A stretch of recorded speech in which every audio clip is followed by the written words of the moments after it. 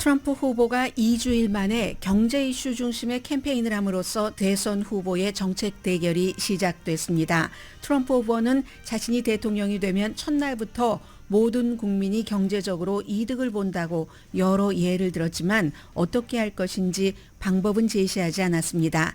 여전히 해리스 후보를 미친 사람이 웃듯이 웃는다고 비난하고 선거 당일 해리스는 해고당할 것이라고 말했습니다.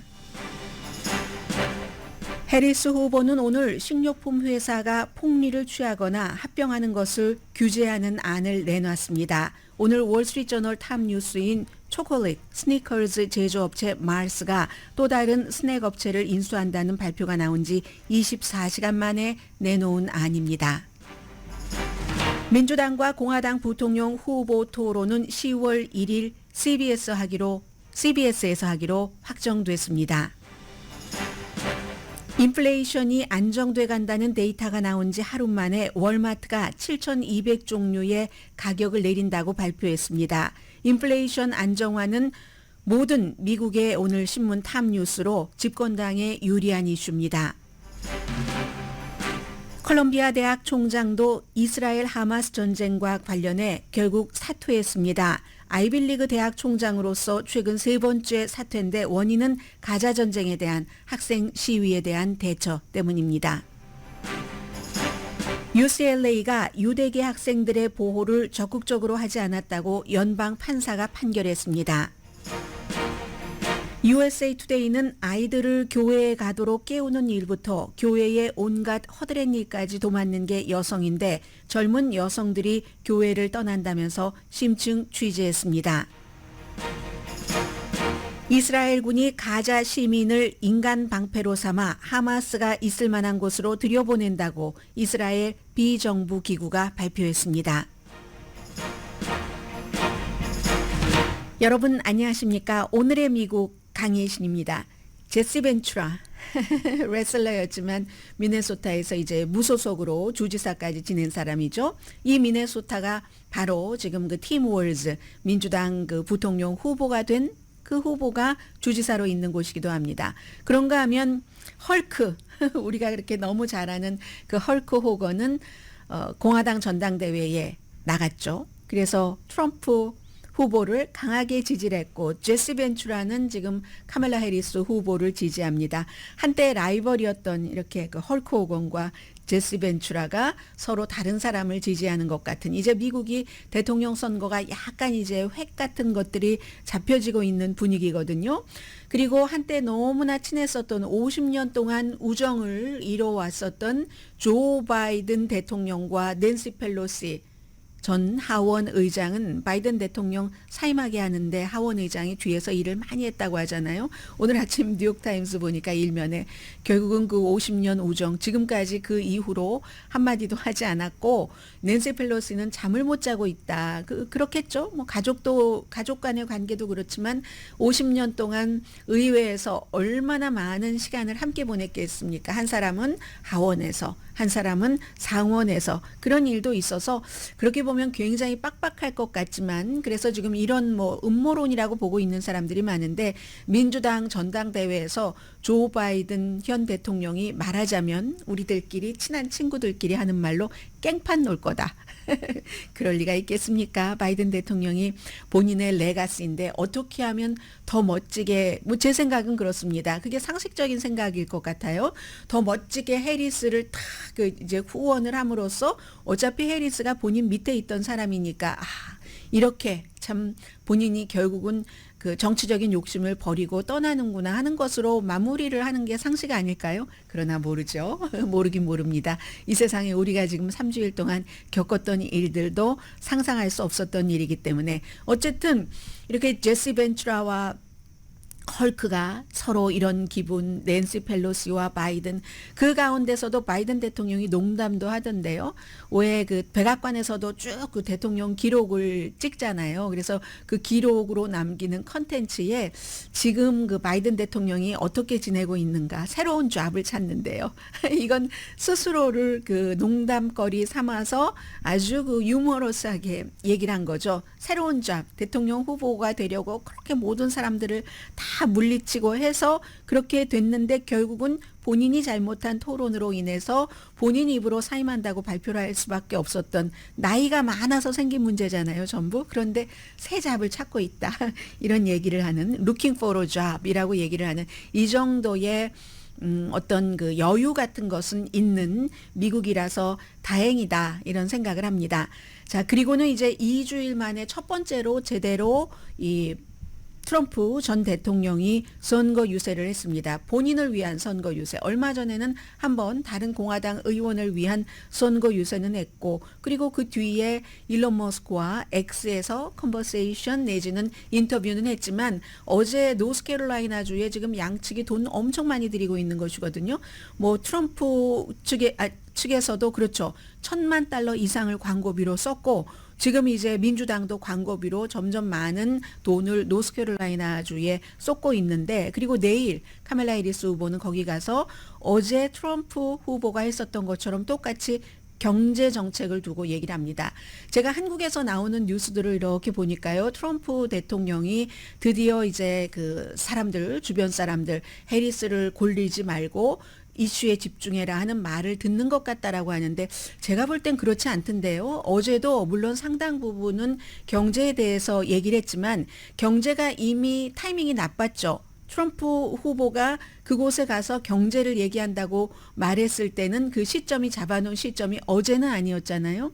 어제는 이미 미국에서 3개월 계속 이 인플레이션, 물가값 올라가는 것이 어느 정도 멈춤이 이루어진 곳이기 때문에, 그래서 트럼프에게는 별로 경제 이슈를 말하기에는 좋지 않은 시점이었습니다. 그래서 본인도 얘기를 하던데요. 아, 사람들이 또 이 경제 이슈가 제일 중요하다. 사실은 지금까지 제일 중요했죠. 중요하다고 하는데, 아, 나는 말이야 잘 모르겠지만 중요하다고 하니까 하고 말하다가 또 갈짓자로 해서 국경 이슈를 얘기를 하다가 또 다른 범죄를 얘기를 하다가 왔다 갔다 하긴 했지만 제일 많이 말한 부분은 경제라는 것은 맞습니다. 1시간 이상 연설을 했는데, 대통령이 되면은요, 가장 중요한 메시지는 미국 사람들의 수입을 크게 늘리겠다 공약하고 선언했습니다. 그런데 어떻게 하겠다 하는 방법, how, 미국에서는 what도 중요하지만 how가 더 중요할 때가 있습니다. 아니면 공이연불이 되니까는요. 이 how는 전혀 없었고, 그런데 how는 maybe 내일 카멜라 해리스 후보가 경제정책에 대해서 여러 가지를 얘기할 때도 그 디테일까지 말하진 않을 것 같습니다. 디테일을 완전히 수립해 놓지도 않았을 거고, 물론 해리스 후보야 바이든 대통령의 큰 그림은 뭐 가지고 가겠죠. 기간산업법이라든가 뭐 이런 것들 등에 대해서. 그래서 트럼프 후보도 어제 그 how라는 방법은 없었고, 다만 소셜 시큐리티도 세금을 안 내게 하겠다. 팁에 대해서도 연방세금 안 내게 하겠다. 그리고 이제 이 부분은 카멜라 해리스가 내 거 카피했다라는 얘기도 했고요. 행정명령으로 본인이 대통령이 되면 첫날부터 모든 부서에 다 조치를 취해서 국민들이 돈을 많이 가져갈 수 있도록 하겠다. 하우는 없었고, 관세는 미국의 무역 파트너 국가에 전에는 뭐 한 10% 이 정도 얘기하는 것 같더니 20%라고 어제 얘기했고요. 물론 중국은 좀 다르게 취급을 하고 자동차도 다르게 취급하지만 그렇습니다. 그래서 이제 어포러블 케어 액트에 대해서도 이것도 이제 그 지고 만 겁니다. 공화당이 트럼프 후보가 대통령이었을 때 그렇게 이제 어포러블 케어 액트를 없애보려고 또 다 상원 하원도 다수당이었고 했었으니까, 그런데도 그게 안 됐잖아요.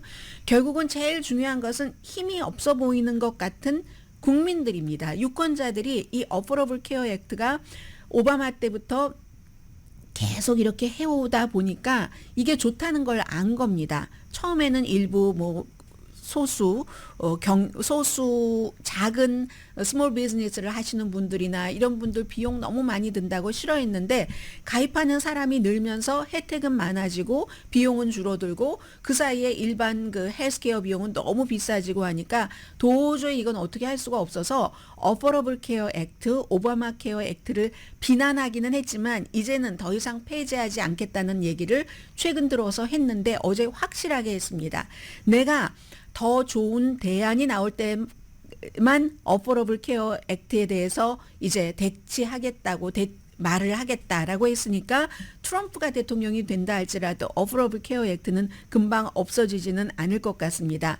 그 뒤로는 이제 계속 갈짓자를 했는데 범죄도 중요하다. 남들은 경제만 중요하다고 하는데 말이야. 아직까지는 여론조사 결과로는 경제와 그 이민, 국경 문제가 최고로 중요하다고 대체적으로 답변을 합니다.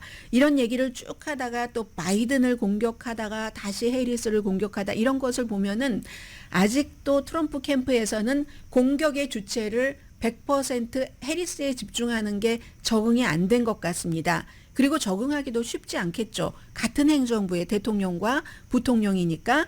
그래서 이제 주로 이제 그 부통령을 많이 비난을 했는데 바이든 대통령이 전당대회를 방해할 것이다. 이런 얘기도 했어요. 그런 얘기도 했고 그리고 그런데 바이든 대통령은 그 전전날 이런 얘기를 했거든요. 만약에 나는 트럼프가 대통령이 된다 할지라도 취임식에 갈 것이다. 전직 대통령으로서. 그리고 취임식 하면서 이제 이게 바뀌는 거잖아요. 파워가 이쪽에서 이쪽으로 넘어가는 거잖아요. 그건 그 두 가지를 말하는데 그만큼 관용이 있고 또 미국의 전통을 지키고 또 하나는 트럼프는 내가 대통령이 됐을 때 취임식에 안 왔잖아. 새벽에 백악관을 떠나서 마이애미 집으로 갔잖아 하는 것을 다시 한번 사람들에게 상기시키는 것도 되고요. 그렇게 말한 사람이 민주당 전당대회 가서 깽판을 치겠습니까? 바이든 대통령이. 아무튼 그랬습니다. 그런데 제가 이렇게 봤었을 때 제일 반응이 뜨거웠었을 때는 역시 트럼프 후보가 다른 사람을 공격할 때였습니다.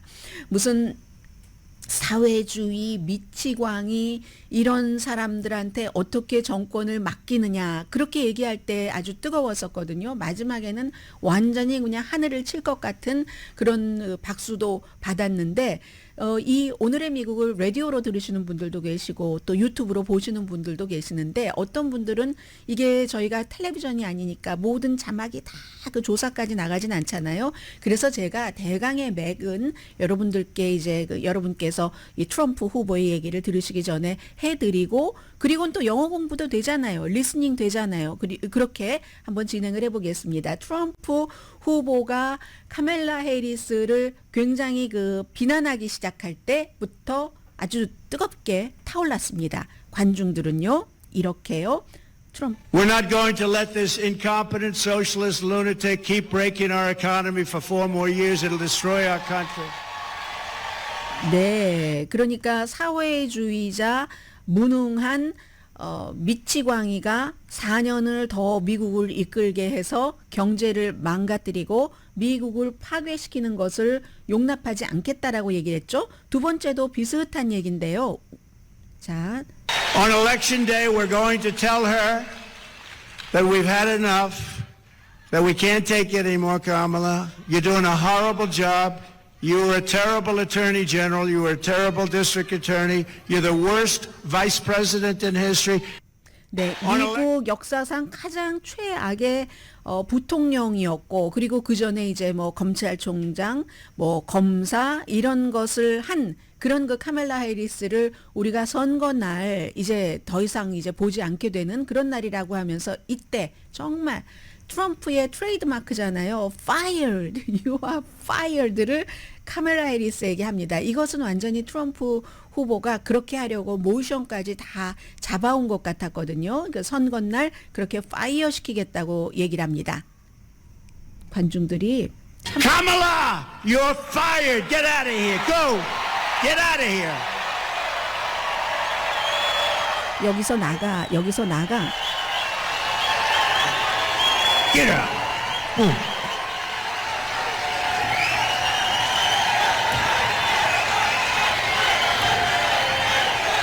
Thank you.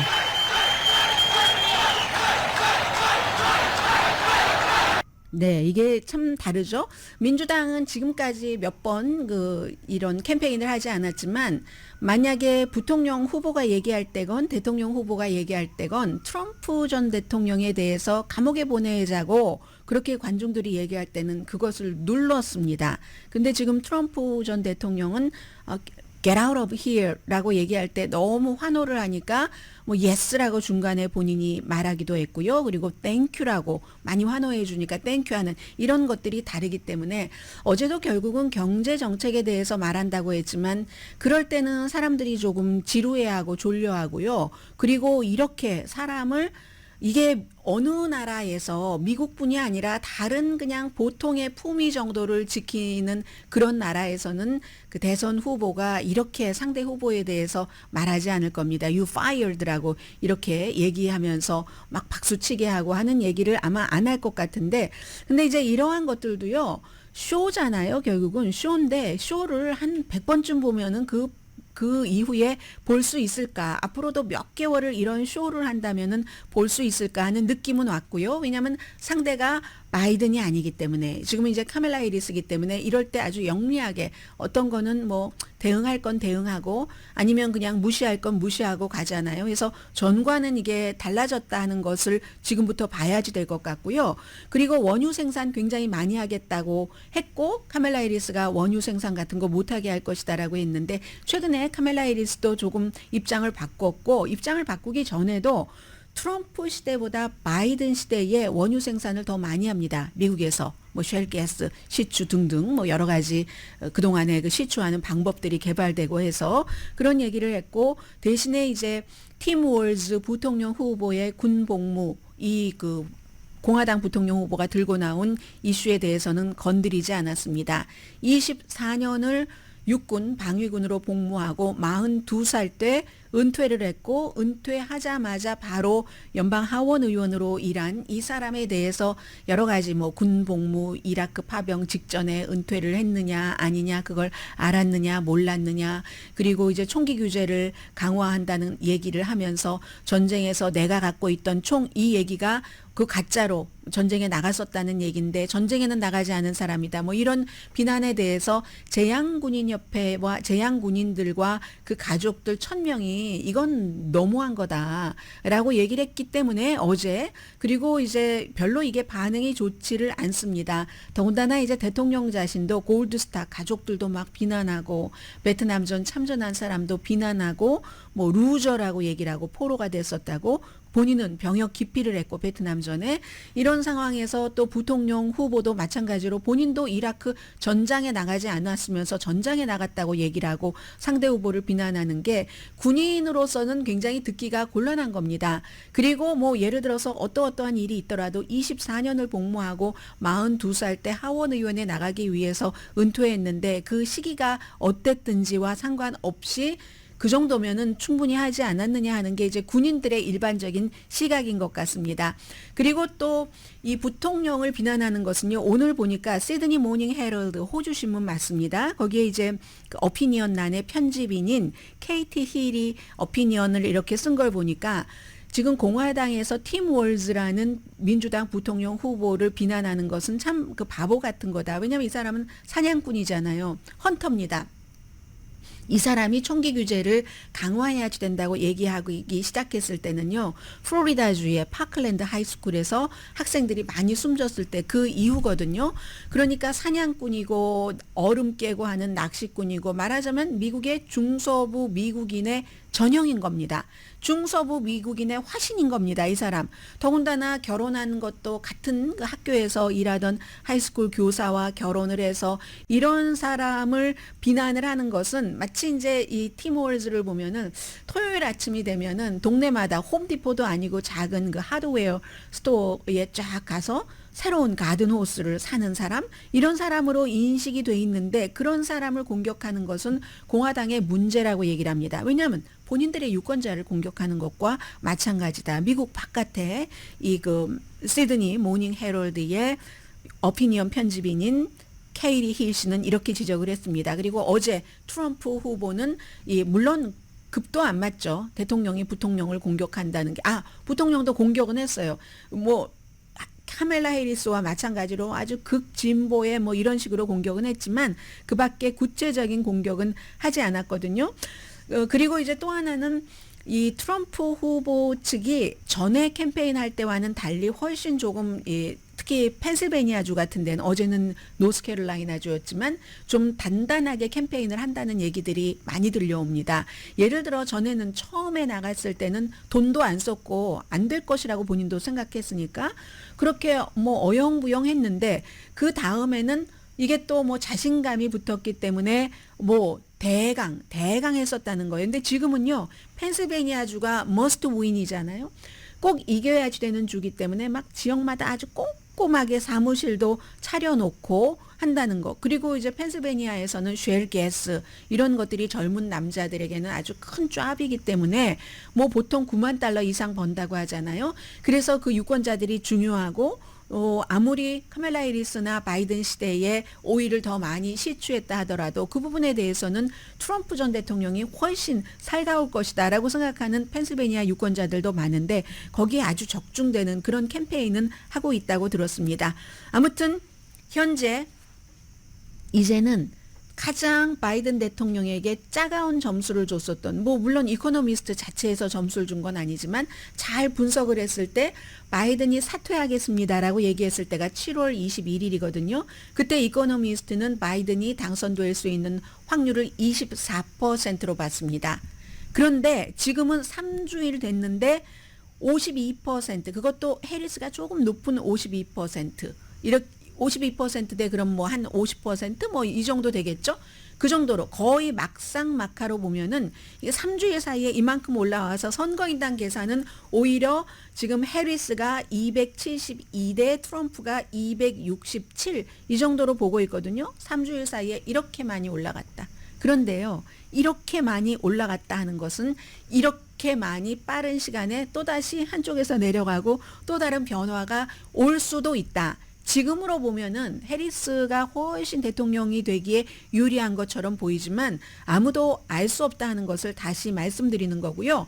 이제 해리스 또 월즈 후보는 월요일부터 목요일까지 일리노이주 시카고에서 민주당 전당대회를 치르기 때문에 그 전에요. 딱 그 배우자들과 같이 4명이 이것도 트럼프 후보가 할 수 없는 거죠. 트럼프 후보는 JD 벤스, 부통령 후보는 뭐 와이프가 같이 다니겠지만 멜라니아 트럼프는 같이 다니지 않을 것 같죠? 하니까 못하는데 이 4사람이 전당대회를 앞두고 펜실베니아에서 버스 투어를 한다는 겁니다. 부통령 후보를 발표할 때도 펜실베니아에서 했죠. 그만큼 펜실베니아가 지금 너무 양측에 중요한 겁니다. 그래서 이제 4사람이 함께 피츠버그에서 일요일부터 투어를 시작을 해서 이제 함께 이제 캠페인을 벌이고 그리고 나서 이제 내일 그 전에 카멜라 해리스 후보는 같은 노스캐롤라이나주에서 경제 정책에 대해서 발표를 합니다. 오늘 이제 카멜라 해리스가 경제에 대해서 얘기한 그 부분은 뒤에 그 월마트의 가격 내린 것과 함께 전해드리겠는데 월마트의 가격 내리는 것은 그냥 물건값이 싸서 우리가 싸게 구입할 수 있어. 이것뿐만이 아니라 세계 어느 지역에서 이 방송을 들으시든지 큰 것이든 작은 것이든 비즈니스 운영을 이렇게 하는구나. 이렇게 하기 때문에 비즈니스가 크구나 하는 것까지 볼 수 있는 이슈거든요. 아무튼 첫 번째 맨 앞에 섹션은 여기서 이렇게 한마디 더 있네요. 민주당과 공화당 부통령 후보 토론이 10월 1일 CBS에서 하기로 확정됐습니다. 어제 민주당의 후보가 먼저 얘기를 했고 오늘 아침에 JD 벤스 공화당 후보도 오케이 나는 그것뿐만이 아니라 CNN에서도 또 제안을 해놨거든요. 뭐 언제인가요? 9월 18일에 CNN에서도 나는 할 수 있어 라고 얘기하는데 그런 일은 없을 것 같습니다. 전통적으로 항상 그 부통령 후보 토론은 한 번만 있기 때문에 무슨 대통령 후보 토론이 지금 2번, 3번으로 기획된 것도 아닌데 부통령 후보가 그 전에 뭐 9월 18일 CNN 물론 9월 10일에 트럼프와 카멜라 해리스가 후보 토론을 하지만요. 그때는 이제 ABC에서죠. 그렇지만 바로 그 여들의 뒤에 또 할 것 같진 않고요. 그러나 10월 1일 한 번 부통령 후보 토론까지 확정됐습니다. 라디오 서울 방송 오늘의 미국 듣고 계십니다. 제가 오늘은요, 그 미국 주요 신문의 일면의 탑 뉴스에서 USA 투데이의 탑 뉴스를 조금 전해드리려고 합니다. 그 전에 잠깐만 훑어보면 거의 모든 오늘 신문의 그 탑 뉴스는 어제 그 발표가 됐었던 소비자 물가 지수가 이제 3개월 연속 오르기는 오르는데 그게 이제 상승폭이 굉장히 줄어들어서 결국은 경기 침체 없이 물가가 안정되는가 하는 그 같은 기대에 대해서거든요. 당연히 뭐 월스트리트저널 마찬가지고요. 6월 달에는 5월 달에 비해서 그러니까 6월 달에 비해서 0.2%, 1년 전에 비해서 2.9% 7월 달에 물가가 상승해서 2021년 3월 달 이후에 처음으로 3% 미만으로 떨어졌다. 그러니까 이건 너무나 당연하게 finally 9월 달에 연방준비제도가 안심하고 이제 이자율을 내린다는 그런 뜻이고요. 모든 신문 다 마찬가지입니다. 워싱턴 포스트처럼 정치 좋아하는 신문도 이 내용을 기사로뿐만이 아니라 사진으로도 굉장히 자세히 냈고요. 지금 자동차, 옷값, 비행기 표값 이런 건 다 싸졌는데 문제는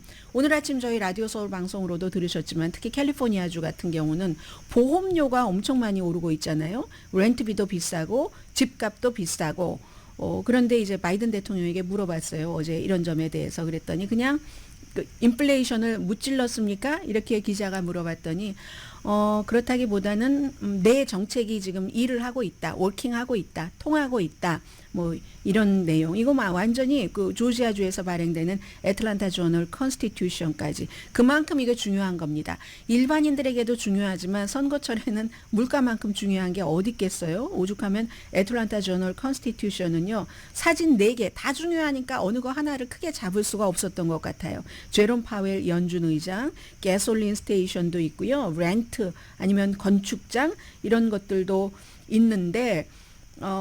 아무튼 그래서 올바른 방향으로 가고 있는 것이다. 경제가 올바른 방향으로 가고 있으면 트럼프 전 대통령에게 별로 좋지 않습니다.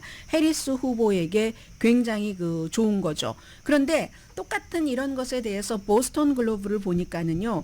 사람들이 물가가 그럼에도 불구하고 아직도 비싸니까 식당이요. 그건 한국 식당도 마찬가지 아닐까요? 한인들 식당도 많이 가시는 곳도 비싼 것을 싫어한대요. 사람들이. 그리고 방문 일주일에 내가 저 식당을 몇 번은 가서 저 식당이 아니라 외식을 몇 번을 했어 하면 그 횟수를 줄인다 하는 미국 사람들의 습성을 얘기를 했고 그리고는 이제 USA 투데이에 젊은 여성들이 교회를 떠난다는 것을 말씀을 드리겠습니다. 미국 사람들이 교회를 떠나는 것은 이제 누구나 다 아는 사실입니다. 뭐 한인분들 워낙에 또 교회를 많이 다니시니까 한인교회도 좀 비슷하잖아요. 코비드 이후에 뭐 온라인으로 예배 본다 하시는 분들도 많이 계시는데 오늘 USA 투데이는 39살에 지금은 내슈빌에 사는데 어렸을 때 마이애미에서 살던 한 젊은 여성의 얘기로 시작을 합니다. 일주일에 5번 교회를 갔대요. 아버지가 목사셨는데 그것도 복음주의 그 목사셨습니다. 이 복음주의에서 여성은 남성을 섬기는 것, 뭐 아마 어떤 교파 같은 거 생각 안 하고 남자를 섬겨야 이렇게 얘기를 하시는 많은 분들이 계셨을 거예요. 그럼 그분들 가운데서 나의 교파도 사실은 잘 모르고 다니셨던 분들도 또 계시는 걸로 알고 있는데 그게 이제 복음주의에서 굉장히 중요한 거잖아요. 여성의 역할은 남성을 섬기는 것. 게다 대고 또 아버지가 목사셨는데 여자가 또 중요한 게 교회에서는 좌석을 채우는데 너무나 중요하다. 그래서 결국은 여성이 좀 종속된 그런 그 역할 그리고 소녀에게 교회에서 너무나 여러 가지를 제한을 가혹하게 한다는 거죠. 어린아이에게도. 그래서 결국 이분은 지금 39살인데 20대 후반에 신앙과 남편을 떠났다. 석사학위를 받아서 일하고 계시는데 여자가 목소리 안 내는 거 좋아하고 그리고 똑똑해지기를 원치 않는 그런 교회에 가기를 원치 않습니다. 요즘 젊은 여성들은 이렇게 얘기를 합니다. 그래서 보통 미국에서 지금까지 교회를 이탈하는 사람들이 많다 할 때 주로 이제 젊은 남성들이 많았거든요. 근데 이제 이게 새로운 패턴이 수십 년 사이에 이렇게 쭉 이루어졌는데 지금은 미국인들이 63%가 교인이라고 합니다. USA 투데이는 퓨 리서치의 여론조사 결과를 썼는데 1990년대 초에 90%에서 감소됐다. 1990년대 초에 90%까지 갔나요? 지금은 아무튼 그 정도라고 하고 그리고 나 잘 모르겠어. 뭐 신의 존재에 대해서도 뭐 등등 불가지론이라든가 아니면 또 무신론자 이런 사람들이 28%입니다. 조금 더 있으면 30%잖아요. 이 모든 것들을 젊은 남성들이 주도를 했는데 젊은 여성들 특히 이제 G세대 제네레이션 G요. 18살에서 24살 사이의 여성은 젊은 남성보다 훨씬 더 이 교회의 굉장한 그 보수성이 있잖아요. 거기에 그 불편함을 많이 느낀답니다. USA Today의 오늘 일면의 탑뉴스입니다. 그래서 G세대 여성은 10명 가운데 4명이 40%가 나는 종교가 없다. 남자는 3분의 1 정도 된다고 하거든요. 그리고 대체적으로 이게 개신교 사이에서 많고 그리고 그것도 복음주의자들 사이에서 많다 하는 겁니다. 근데 이제 이건 뭐 당연히 여성들이 뭐 예를 들어 똑똑하고 자기를 드러내고 싶고 어떤 역할을 하고 싶어 하는 여성들도 있잖아요. 태어날 때부터 길들여지지 않고 그런 여성들은 교회에서 어떤 영향력 있는 뭐 직책을 맡을 수 없다는 거. 물론 감리교 같은 경우는 뭐 목사도 예전부터 했지만 그런 것에 대해 그리고 또 소녀에게 너무너무 순결해라라는 그 기대와 그럼 그 소녀가 순결성을 잃었을 때 요즘 미국처럼 그랬을 때의 그 가치관, 뭐 죄책감 이런 여러 가지가 있잖아요. 그리고는 남녀 공동으로는 젊은 사람들은 아무래도 성소수자에 대한 이런 친구들도 많으니까 그런 것들도 있고 또 젊은 여성은 게다 대고 낙태 문제까지 있잖아요.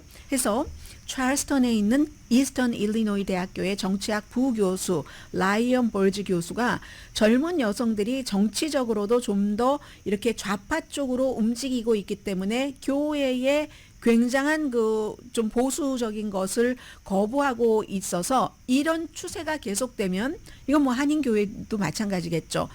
뭐 한국에 있는 한국인 교회나 미국에 있는 한인 교회나요. 신앙 공동체에 큰 영향을 미칠 수 있다는 거 너무나 다 상상할 수 있는 일이죠. 왜냐하면 여성들이 교회에서 너무 중추적인 역할을 한다는 겁니다. 자원봉사 보세요. 교회에서. 물론 일요일에 뭐 딱 드러나는 뭐 파킹랏이라던가 이런 데 남성들이 많이 하지만 굉장히 복잡하고 전문성을 요하는 부엌에 가면 누구예요? 다 여성들이잖아요. 그 밖에 평소에 자원봉사도 마찬가지고 또 가족을 신앙에 계속 참여시키게 하는데도 너무나 중요한 역할을 여성들이 합니다. 그래서 이제 많은 전문가들과의 인터뷰를 썼는데요. 여성들이 교회를 계속 유지하는 일 대부분을 하고 있는데 아이들을 침대에서 나오게 하고 아야 뭐 가야 돼 교회 가야 돼 예배 봐야 돼 뭐 주일학교 가야지 돼 이런 거 교회에 가는 일 자체 그 스타트를 담당을 하잖아요. 주일학교에서도 여러 가지 프로젝트를 선생님뿐만이 아니라 직원들이 하는 일을 돕는다던가 그리고 누군가가 아팠을 때 또 아이를 낳고 있었을 때 얼마나 따뜻하게 보살핌을 줘요. 교회 없이는 여자 없이는 교회가 살아남지 못할 거야. 이게 기독교 뭐 여러 가지를 연구한 미국과 캐나다에서 복음주의자 쉐일라 레이 그레고이어 이분이 얘기를 한 겁니다. 그래서 젊은 여성들이 교회에서 멀어지게 되는 이런 그 연구들을 계속 하고 있는데 뭐 물론 한 가지 이슈만이 아니죠. 사람에 따라서 다 달라서 뭐 교육을 많이 받은 여성일수록 또 직업에 대해서 내가 목표가 있는데 교회에서 교회에 가면은 하라고 하는 일이 너무 많아. 일주일에 몇 번은 가야지 돼. 스몰 그룹도 너무 미팅이 많아. 이런 거. 아니면 결혼을 하고 나니까 또 집안에서 맡아지는 그 역할 뭐 등등 우선순위가 다를 수도 있고요. 또 생활비도 늘어나서 부모로서 경제적인 압박 내가 일을 더 해야지 된다던가 뭐 어쩌면 뭐 헌금 내는 것도 부담을 느끼시는 분들도 계실 수 있겠죠. 그래서 G세대 여성은 우선 기본적으로 이전 세대보다 불평등 이런 거 굉장히 싫어하는데 교회에 남녀 불평등이 너무 많다. 가부장제가 너무나 많다. 이런 그 불협화음 같은 것을 느낀다는 얘기를 합니다. 더군다나 교단이 여성 뭐 안수받는 것도 허용하고 있는 교단도 있지만 허용하고 있는 교단에서도 실제로 그 시행되는 게 남자랑 동등한가 이런 것을 볼 때는 이제 그 또 다른 그래서 어떤 경우는 어렸을 때부터 딱 모태신앙부터 성장을 했잖아요. 개인의 깊고 깊은 영성 이런 거 나는 이렇게 성장을 했는데 교회는 이렇게 성장한 나를 계속 낮은 사람으로 대한다는 거죠. 뭐 꼭 그 자리를 갖고 싶어서가 아니라 왜 나처럼 똑같이 성장한 남자는 그렇게 쉽게 해주고 하는 그런 대우를 받는 것은 좋아하지 않는다는 얘기. 그리고 교회에서도 뭐 교회 장로라든가 뭐 이런 무슨 뭐 성폭행 이런 것들이 무분별한 사건들이 일어나면서 미투 운동 이게 교회까지 들어와서 이건 이제 그 젊은 여성들이 교회를 더 이상 뭐 내가 이렇게 하고도 참아야지 돼 하는 그런 것들이 많다는 거. 또 뭐 순결해라, 정숙한 옷을 입어라 하는 그런 또 뭐 겸손해야지 된다. 이게 너무나 일부 복음주의 교회에는 뿌리 박혀 있어서 한 10살 정도 어린아이들이 너 드레스 너무 짧아. 뭐 이런 거. 이것은 뭐 말하자면 너 그렇게 짧은 옷을 입고 다니니까 남자에게 음란한 생각을 하게 하지. 뭐 이러는 것과 마찬가지라는 거죠. 이게 뭐 나이 든 그런 여성들 같은 경우는 또 좀 해당될 수 있어. 글쎄 회사 생활을 하면서 저렇게까지 파진 옷을 입어야지 되는가 할 수 있잖아요. 근데 어린아이들이 뭐 미니스커트 입었을 때 또 그렇게 가르친다는 거. 그게 현대화는 별로 맞지 않는다. 그리고 또 오빠가 늦게 들어오는 것은 허락하면서 뭐 여자의 경우는 절대로 허락하지 않고 너 교인 아니면 사귈 수도 없어 뭐 이런 얘기하는 그런 등등. 이 이후에도 한참 기사가 계속됩니다. 제가 꽤 길게 이 내용을 말씀을 드렸는데도 불구하고요. 그래서 이러이러한 이유로 미국에서 젊은 여성들이 교회에서 많이 빠져나가고 있다 하는 게 오늘 USA Today의 일면 탑뉴스. 탑뉴스라기보다 기사 길이도 아주 긴 심층 보도입니다. 뭐 교회의 전문가 분들께서는 오늘 USA Today 한번 읽어보시는 것 좋겠다고 생각이 되고요.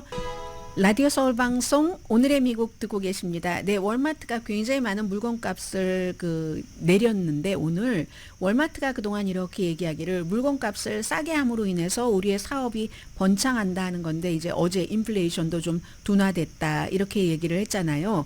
미국에서 뭐 가장 큰 그런 뭐 최대 소매 업체이기 때문에 소비자들이 좀 물건값이 싸진다고 하는 것은 굉장히 중요하죠. 이렇게 해서 이럴 때 또 한번 다른 데 가지 않고 가봤더니 좋아 하고는 한번 손님들을 또 확 몰아놓는 그런 거잖아요. 7,200개 물건의 가격을 내렸다고 하는데 그리고 이 월마트가 이제 최근에 월마트는 워낙에 덩치가 크니까 많이 사서 박리담회를 할 수가 있으니까 그랬던 건데 성장률도 원래 예상했었던 뭐 한 3.75%에서 4.75%로 좀 올려서 예상을 했고요. 소비자들을 이렇게 보면 소비자들이 좀 안정적인 마음이 돌아온 것 같다. 월마트가 그런 얘기도 했고요. 지금 해서 월마트뿐만이 아니라 최근에 미국에서는 여러 가지 인플레이션이 조금 안정된다 하면서 타겟, 월그린 그리고 무슨 뭐 이케아를 포함해서 가격을 아주 우리가 딱 고유명사처럼 듣고 있는 그런 회사들이 많이 내렸습니다. 이런 때 한 군데서 내렸는데 안 내리면 이 회사는 좋은 것 같고 양심적인 것 같고 저 회사는 양심적이지 않은 것 같고 이런 부분들이 조금 있잖아요. 사실은 원래 물건을 구매할 때 어떻게 해놨느냐 여기에 따라서도 그 가격을 인하하는 그 폭 같은 것이 있을 텐데 소비자들이 그런 것까지 다 알 수는 없잖아요. 아니 이렇게 됐는데 저 회사는 내리는데 왜 이 회사는 안 내려라고 할 수가 있겠죠. 그래서 월마트가 값을 싸게 하는 바람에 유지해서 인플레이션 위기였었죠. 그때 굉장히 탁월한 성과를 거뒀죠. 월마트가 아니 무슨 옷도 팔고 뭐 휴지라든가 생활용품은 팔지만 그로서리 하고 안 가셨던 분들도 많이 가게 됐잖아요. 그래서 매출이 꾸준하게 증가가 된다는 겁니다. 그리고 또 다른 데와 마찬가지로 값을 싸게 구입을 하려고 하니까 예전에는 그래도 브랜드 있는 게 좋겠지라고 했는데 이제는 무조건 그렇게 생각하는 게 아니라 어떤 것은 브랜드가 좋은 것 같아. 그러나 어떤 것은 아니야. 심지어 이제 약 같은 것도 이제 일반 것을 쓰시는 분들이 굉장히 많아졌잖아요. 그렇게 지금 월마트도 그리하여 매출 같은 것을 굉장히 늘리면서 항상 월마트의 제일 첫 번째 목표는 가격을 싸게 유지하는 것. 사실은 한때 소비자에게 좋게 하자, 가격을 싸게 유지하자 해서 월마트가 직원들이 엄청 싫어했어요. 직원들에게 대우 엄청 나쁘게 했죠. 그러다가 이게 어느 때까지는 유지가 되지만 끝까지 그렇게 갈 수는 없죠. 직원 없이 장사할 수 없고 직원들의 반발이 있었고 소송도 있었고 결국은 직원들 대우도 좋게 해주고 이렇게 하면서도 어느 정도 또 매출이 유지가 되니까 이 정도로 왔다는 겁니다. 그래서 월마트가 하는 얘기가 뭐 좋은 얘기예요. 우리는 가격을 높게 책정을 해서 이윤을 많이 내려는 그런 생각은 없다 하는 게 하나가 있고 그리고 또 하나는 이건 이제 미국뿐만이 아니라 세계적인 추세가 아닐까 싶은데요. GLP-1 그 약물의 판매도 굉장히 월마트의 매출을 높였다는 건데 이게 이제 후천성 당뇨병의 약이잖아요. 그래서 뭐라고 하던가요? 글루카곤 유사 펩타이드 이게 이제 혈당하고 식욕을 조절하기도 하는데 그래서 이제 비만을 조금 치료하는데도 쓰이기도 하고 그렇게 해서 이 약도 굉장히 월마트에서 지금 많이 팔리고 있고 또 월마트의 멤버십 수입도 늘어났다고 하고요. 또 리틀 시스터 회사 샘스클럽의 멤버십도 많이 늘어나서 어쨌든 제일 중요한 것은 가격 유지라는 목표가 분명하고 그 가격을 낮게 유지하기 위해서 할 수 있는 모든 노력을 한다 하니까 수입도 좋아지더라. 그래서 우리가 또 가격을 내린다 하는 게 월마트의 얘기고요. 오늘 이제 월스트리트저널이 일면에 큰 빅한 업체가 인수합병을 함으로써 더 비거하게 된다 하는 거거든요. 이게 뭐냐면 거대 그 식품업체 마르스, 이 마르스에서 여러분 그 초콜릿 M&M도 나오고요. 그리고 M&M보다 뭐 이게 스니커즈가 더 유명한가요? 이 초콜릿 길쭉한 거. 그리고 그 스키틀즈 이런 그 마르스가 좀 짭짤한 그런 그 스낵 많이 파는 캘라노바를 359억 달러에 인수하기로 합의를 했답니다. 물론 최종 승인이 있어야지 돼요. 그러자 오늘 카멜라 해리스 후보가 얘기한 게 이건 정말 11월 달에 승리한다면 매력적인 어떤 그 뭔가를 내가 했어 하는 목표가 될 수도 있겠죠. 2024년도에 발표된 합병 중에서 가장 큰 규모입니다. 포장된 그런 그 식품에서는 두 번째고요. 왜냐하면 하인즈하고 크래프트, 하인즈 케찹과 크래프트 치즈 만드는 그게 있었으니까. 그런데 지금 이 켈라노바라는 회사 자체가 켈로그 있죠. 이름이 좀 비슷하잖아요. 켈로그에서 이렇게 켈로그 시리얼에서 떼어 나온 이런 그 회사거든요. 마르스는 뭐 굉장히 이제 그 많은 것들을 여러분들 잘 알고 계시는데 이걸 이제 카멜라 해리스가 이 가격 인상 이 조치를 어떻게 시행하는지 여기에 대해서 확실하게 말하지는 않았지만 이거 오늘 아침에 딱 얘기한 게 그거거든요. 지금 물가가 오른다 할 때도 민주당에서는 계속 강조했었던 것이 아니 많은 공급망 등등이 해결이 됐는데도 물가가 계속 이렇게 있는 것은 회사에서 폭리를 취하기 때문이야 라고 했잖아요. 그 폭리 취하는 것을 막고 이렇게 거대 회사가 같은 종류의 회사를 인수해서 거의 독점식으로 하는 것을 막겠다. 구체적으로는 말하지 않았지만 당연히 이제 대통령이 된다면 뭐 무역거래위원회라든가 아니면 연방 법무부를 통해서 이 합병에 대해서 이 합병이 지금 합의는 했지만 과정이 있잖아요. 빨라야 내년 뭐 중반기 정도에 완성이 될 그럴 그 타임라인이라고 하는데 그러면 이미 대통령이 된 뒤니까 이걸 어느 정도 조절을 할 수가 있겠죠. 그래서 이렇게 하는 일을 나는 없도록 하겠다. 뭐 이런 얘기를 하고 있습니다. 그래서 해리스 캠페인 측에서는 이미 슈퍼마켓 그 거대 기업 뭐 엘버슨, 그 크로거 간에 이건 이제 246억 달러 규모인데요. 이것도 구체적으로 언급하기도 했고 그러니까 이제 뭐 연방무역위원회가 이미 소송 같은 것도 제기를 했습니다. 큰 회사는 뭐 우리 이렇게 해서 더 싸게 할 수도 있어 라고 얘기하지만 소비자들은 나중에는 그렇게 해서 독점해서 우리한테 비싸게 받을 거지 라고 얘기를 하고 있고요. 아무튼 카멜라 해리스는 이런 내용들을 이제 우리가 좀 해보겠다. 이게 이제 소비자의 돈지갑을 더 좀 무겁게 하겠다 하는 것을 이런 식으로 내놨습니다. 뭐 타이밍이 딱 맞은 거죠. 자, 잠시 뒤에 제가 전해드려야지 될 내용이 은근히 많네요. 잠시 뒤에 뵙겠습니다.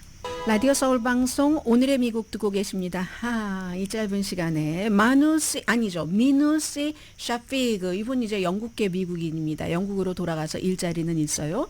컬럼비아 대학교 1년도 다니지 못하고 친팔레스타인계, 친유대계에서 다 비판을 받다가 결국은 어제 사임하고 말았다. 컬럼비아 대학교가 이제 이분이 이제 의회 청문회에 출석하고 나서 다음날 바로 경찰 불러서 학생들 한 100명 정도 체포되고 그 뒤로 쫙 시위가 더 확산되고 했잖아요. 그렇게 해서 확산된 UCLA에서는 연방 판사가 유대계 학생을 보호하는 것을 UCLA가 덜했다 하면서 보호를 해야지 된다. 말하자면 친팔레스타인계가 캠프를 만들어 놓고 어떤 그 지지한다는 표시를 하지 않으면 학교에 못 들어오게 하고 했었던 이걸 학교가 막지 않아서 이거 학교 잘못이다 하고는 이제 뭐 이걸 허용해서는 안 된다는 걸 했거든요.